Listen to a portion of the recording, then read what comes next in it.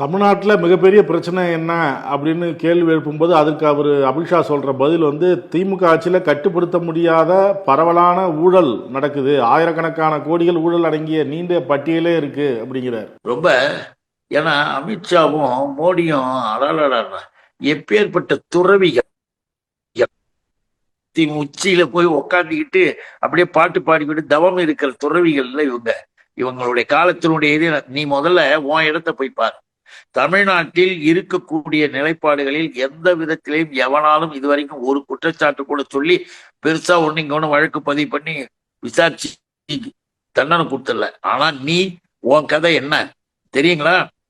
முந்தா நாள் ஒரு பாலம் உழுது புதுப்பிச்சு 6 கோடி 7 கோடி செலவு பண்ணி புதுப்பிக்கிறான். ஒரு மாசம் டக்குன்னு பாத்தீங்கன்னா பாலம் உடஞ்சின்னு முடிஞ்சிருது, முடிஞ்சு போச்சு. கடந்த 4 ஆண்டுகளுக்குள்ளாக குஜராத்ல மட்டும் கட்டிய பாலம் 16 பாலங்கள் உடைந்து விழுந்தன. 16 பாலம் உடைஞ்சு விழுந்ததுன்னா எப்படிடா? நான் அப்புறமேல விசாரிச்சு பார்த்து நம்மளுடைய இவங்கெல்லாம் கம்பெனிலாம் போய் பார்த்தாங்கல்ல, பத்திரிகையாளர்கள் பிபிசி இவங்கெல்லாம் என்ன கொடுத்துட்டாங்க தெரியுமா?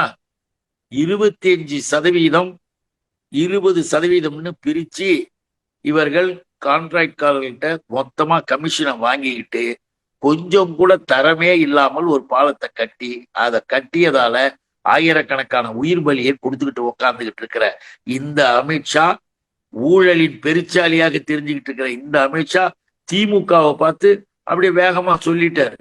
திமுகவை பார்த்து சொல்வதற்கு உனக்கு என்ன யோகியதை இருக்கு?